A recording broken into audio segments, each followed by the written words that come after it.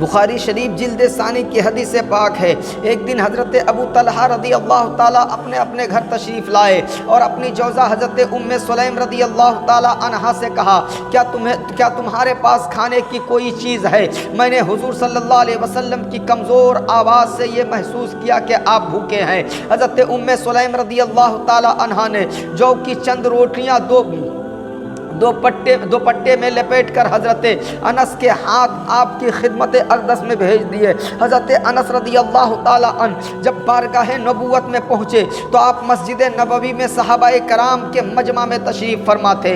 آپ نے پوچھا کہ کیا ابو طلحہ نے تمہارے ہاتھ کھانا بھیجا ہے؟ انہوں نے کہا جی ہاں یا رسول اللہ صلی اللہ علیہ وسلم۔ یہ سن کر آپ اپنے اصحاب کے ساتھ اٹھے اور حضرت ابو طلحہ کے مکان پر تشریف لائے۔ حضرت انس رضی اللہ تعالیٰ عنہ نے دوڑ کر بیوی ام سلیم کو یہ خبر دی کہ آقا صلی اللہ علیہ وسلم ایک جماعت کے ساتھ ہمارے گھر تشریف لا رہے ہیں۔ حضرت ابو طلحہ رضی اللہ تعالیٰ عنہ نے مکان سے نکل کر نہایت ہی گرم جوشی کے ساتھ آپ کا استقبال کیا۔ آپ نے حضرت ام سلیم رضی اللہ تعالیٰ عنہا سے فرمایا کہ جو کچھ تمہارے پاس ہو لاؤ۔ انہوں نے وہی چند روٹیاں پیش کر دی جن کو حضرت انس رضی اللہ تعالیٰ عنہ کے ہاتھ بارگاہ رسالت میں بھیجے تھے۔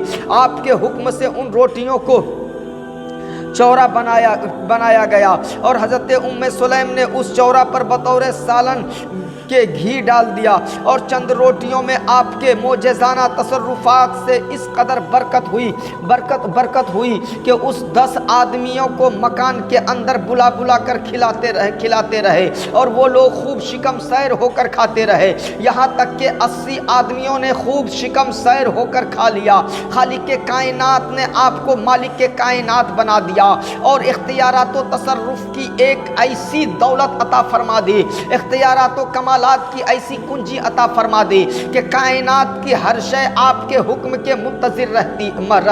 آپ نے آسمان کی طرف اشارہ فرمایا اور کہا اے چاند 2 ٹکڑے ہو جا، تو فوراً چاند 2 ٹکڑے ہو گیا۔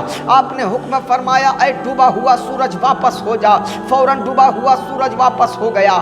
آپ نے درخت سے فرمایا اے درخت خدا کی وحدانیت اور میری رسالت کی گواہی کے لیے آ جا، درخت فوراً قدموں میں حاضر آیا اور گواہی دے کر واپس چلا گیا۔ خالق کل نے آپ کو مالک کل بنا دیا، دونوں جہاں ہے آپ کے قبضہ و اختیار میں۔ حضرات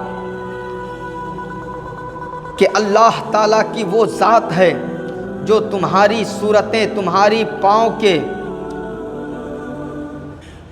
پیٹوں میں بتانا ہے، جیسا کہ وہ چاہے۔ یہ گورے اور کالے، یہ سیاہ اور سفید، یہ بدصورت اور یہ خوبصورت، سب اسی کے بنائے ہوئے ہیں۔ جسے وہ کالا بنا دے کوئی دوسرا اس کو گورا نہیں کر سکتا، جس کو وہ بدصورت بنا دے کوئی دوسرا اسے خوبصورت نہیں بنا سکتا۔ لیکن اس نے اپنے محبوب صلی اللہ علیہ وسلم کو یہ اختیار دے دیا کہ اے میرے محبوب، جسے میں کالا بنا دوں آپ کو اختیار ہے کہ آپ اس کو گورا بنا دیں، جسے میں بدصورت بنا دوں تو آپ کو اختیار ہے کہ اسے آپ خوبصورت بنا دیں۔ میرے دوستو، عرش پہ دیکھو تو نبی کا نام، فرش پر دیکھو تو نبی کا نام، جنت کے محلات میں دیکھو تو نبی کا نام، حوض کوثر پر دیکھو تو نبی کا نام۔ تھوڑی دیر آپ کی توجہ چاہتا ہوں، دل و دماغ کو قریب کیجئے۔ صبح و شام کے مشاہدے کی بات عرض کرنے جا رہا ہوں۔ آج بلڈنگ کا زمانہ ہے، ہر ایک کے دل میں اچھی عمارت بنانے کا شوق ہے۔ کچھ لوگ تو بنا لیے ہیں اور کچھ لوگ بنانے میں مصروف ہے۔ آپ نے دیکھا ہوگا کہ بلڈنگ کا مالک اپنے دروازے پر اپنا نام لکھوا دیتا ہے۔ مثلا کسی منزل کا نام رضا منزل ہے، کسی منزل کا نام شکیب منزل ہے، کسی کا نام حبیب منزل ہے، کسی کا نام شہر بانو منزل ہے، کسی بنگلے پر ممتاز لکھا ہوا ہے، کسی بنگلے پر شہباز لکھا ہوا ہے۔ الغرض ہر آدمی اپنے مکان پر اپنا نام لکھوا دیتا رکھا ہے۔ اب اگر کوئی سوال کرے اور پوچھے کہ تم نے اپنے مکان پر اپنا نام کیوں لکھا ہے، تم نے اپنے بنگلے پر اپنا نام کیوں لکھا ہے، وہ جواب یہی کہے گا کہ اس مکان کا مالک میں ہوں۔ بلا تمثیل مصطفیٰ جان رحمت صلی اللہ علیہ وسلم کا نام جنت کے محلوں میں ہے، جنت کے درختوں پر ہے، جنت کے دروازوں پر ہے۔ اس بات کی دلیل ہے کہ ان مقامات کے مالک و مختار آپ ہے۔ جس طرح گھر کا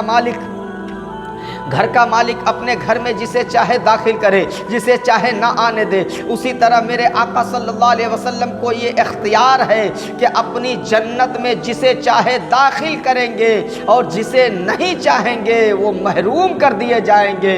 اسی لیے تو اعلیٰ حضرت فرماتے ہیں تجھ سے اور جنت سے کیا مطلب وہابی دور ہو، ہم رسول اللہ کے جنت رسول اللہ کی پروردگار عالم ہم سب کو حق بولنے، حق سمجھنے اور حق پر عمل کرنے کی توفیق و رفیق عطا فرمائے۔